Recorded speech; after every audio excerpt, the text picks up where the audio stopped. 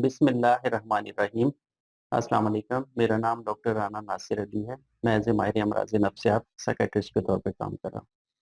आज के वीडियो में हम एक शख्सियाती बीमारी है जिसको हम बॉर्डरलाइन पर्सनैलिटी डिसऑर्डर कहते हैं, जिसकी तादाद औरतों के अंदर बहुत ज़्यादा पाई जाती है, जबकि मर्दों के अंदर अगर हम कंपैरिज़न करें तो इसकी तादाद रिलेटिवली कम है।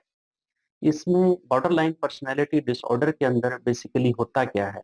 इंसान के इसमें इस बीमारी के अंदर इंसान के जज़्बात और ताल्लुकात गैर मुस्तहकम हो जाते हैं। वो बदलते रहते हैं, कभी मज़ाज अच्छा होता है और कभी बुरा होता है, इसके अंदर इंस्टेबिलिटी आती रहती है। और फिर इसी तरह इसके साथ-साथ अपने और दूसरों के बारे में भी सोचें जो है ना पेशेंट्स की वो तब्दील होती रहती हैं। और फिर अपने आप को पेशेंट्स देखा गया है कि अपने आप को नुकसान पहुँचाते हैं। कई पेशेंट्स हमने जो क्लिनिकल प्रैक्टिस के अंदर देखे हैं कि वो अक्सर अपने आप को कट्स लगाते हैं, गुस्सा और चिड़चिड़ापन का इज़हार करते हैं, उसको अपने आप को नुकसान पहुँचाने की कोशिश करते हैं, टक्कर मारते हैं, दीवारों के अंदर मारते हैं, अपने सर को मारते हैं। इस तरीके से अपने आप को नुकसान पहुँचाने की कोशिश करते हैं। और साथ-साथ देखा गया है कि ऐसे मरीज़ों के अंदर उनको डर लगा रहता है कि उनके जो रिश्तेदार हैं या दोस्त अहबाब हैं कि उनको छोड़ जाएँगे और ये डर उनको हर वक़्त ही लगा रहता है। जो ही ये डर लगा रहता है, फिर उसको लगता है कि अगर दोस्त अहबाब और ये सारे छोड़ जाते हैं, तो फिर उसका इज़हार भी वो गुस्से की शक्ल में करते हैं, अपने आप को नुकसान पहुँचाने की कोशिश करते हैं। और फिर इसके साथ-साथ हमने देखा है ऐसे पेशेंट्स के अंदर जो अलामत हैं, अपना आप खाली लगता है, जिसको हम क्रोनिक फीलिंग ऑफ एम्प्टीनेस कहते हैं। पेशेंट समझता है मेरा दिमाग भी खाली है, मेरी हर चीज़ खाली है। वो अपने आप को खुशी महसूस नहीं करता, अपने आप को खाली महसूस कर रहा होता है।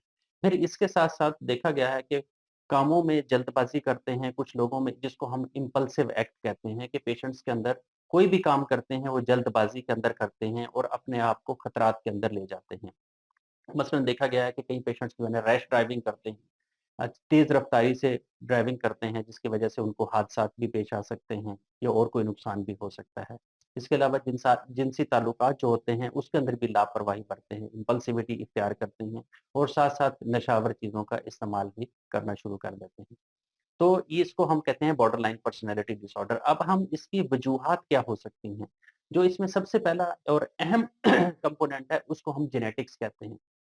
जेनेटिक्स की यह मौरूसी बीमारी होती है कि देखा गया है कि जिन मरीजों के अंदर ये बीमारी होती है जिसको हम बॉर्डरलाइन पर्सनैलिटी कहते हैं, उनके जो करीबी रिश्तेदार होते हैं, उनमें ये बीमारी होने के चांसेस बढ़ जाते हैं। फिर इसके साथ-साथ देखा गया है कि चाइल्डहुड एडversiटीज़ मतलब ये है कि बचपन के जो मतलब जो बचपन के हालात हैं, मतलब बहुत ज़्यादा एडवर्स हालात हैं, बहुत ज़्यादा मुश्किल हालात हैं या जिनसी क्या कह सकते हैं कि तशद्दुद हो सकता है, जिस्मानी तशद्दुद हो सकता है या मेंटली तशद्दुद हो सकता है या वालिदैन से जुदाई हो सकती है बचपन के अंदर, तो उन मरीज़ों के अंदर भी देखा गया है कि इसके चांसेज़ ज़्यादा हो सकते हैं। इसके अलावा तीसरी चीज़ है कि ब्रेन के पाथवेज़ हैं, ब्रेन के कुछ पाथवेज़ हैं, कुछ रास्ते हैं दिमाग के अंदर जो मुख्तलिफ न्यूरोट्रांसमीटर्स होते हैं या जो हमारे एहसासात और जज़्बात को कंट्रोल करते हैं, उनके अंदर भी प्रॉब्लम देखा गया है। और उनके अंदर ये भी देखा गया है कि दिमाग के कुछ हिस्से जो एहसासात और जज़्बात को तवाज़ुन के अंदर रखते हैं, तो हमने देखा है कि बॉर्डरलाइन पर्सनैलिटी के जो लोग होते हैं, उनके दिमाग के वो हिस्से स्पेशली काम नहीं कर रहे होते, जिसकी वजह से क्या होता है कि पेशेंट्स अपने जज़्बात को कंट्रोल नहीं करता और वो गुस्से का इज़हार करता है या अपने आप को नुकसान पहुँचाता है, जो भी अलामात हो सकती हैं। इसके तीसरे जो कंपोनेंट है, उसपे हम इसके इलाज के बारे में तफ़सील के साथ बात करते हैं। बेसिकली बॉर्डरलाइन पर्सनैलिटी का इलाज 2 हिस्सों पर मुश्तमिल होता है। एक को हम कहते हैं दवाइयों से इलाज जिसको हम फार्माकोलॉजिकल ट्रीटमेंट कहते हैं और दूसरे को हम कहते हैं बातों से इलाज या जिसको हम नॉन फार्माकोलॉजिकल ट्रीटमेंट कहते हैं। जो नॉन फार्माकोलॉजिकल ट्रीटमेंट है सबसे पहले हम उसके बारे में बात करते हैं।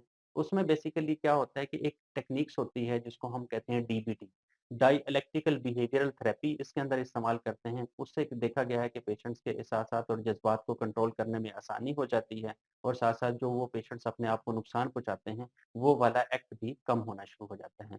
इसके साथ-साथ अगर पेशेंट्स में कोई साथ-साथ डिप्रेसिव सिम्पटम्स हैं, तो हम सीबीटी करते हैं, कॉग्निटिव बिहेवियरल थेरेपी है जो पेशेंट्स के कॉग्निशंस पे काम करती हैं और साथ-साथ उसको बिहेवियर के ऊपर काम करती हैं। इसके अलावा अगर मरीज़ के अंदर कोई जैसे मिज़ाज के अंदर तब्दीली है, कोई उदासी वाला पीरियड चल रहा है या कोई परेशानी वाला पीरियड चल रहा है, परेशानी वाली अलामत हैं, तो हम अक्सर पेशेंट्स के अंदर एंटी डिप्रेसेंट्स या जो उदासी की बीमारियाँ हैं, जो उदासी की दवाइयाँ हैं, वो इस्तेमाल करते हैं। तो ऐसे पेशेंट्स में हमने देखा है कि एंगर आउटबर्स्ट बहुत ज़्यादा होता है, इम्पल्सिव एक्ट होता है, उसको कंट्रोल करने के लिए एंटीसाइकोटिक्स देते हैं और साथ-साथ मूड स्टेबलाइज़र इस्तेमाल करते हैं ऐसे पेशेंट्स के अंदर।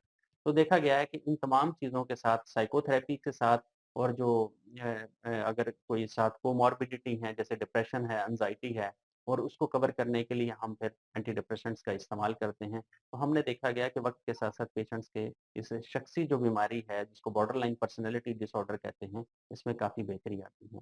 उम्मीद है आज के व्लॉग में, आज के वीडियो में हमने इसको कवर करने की कोशिश की है और उम्मीद है आप लोगों को समझ आएगी।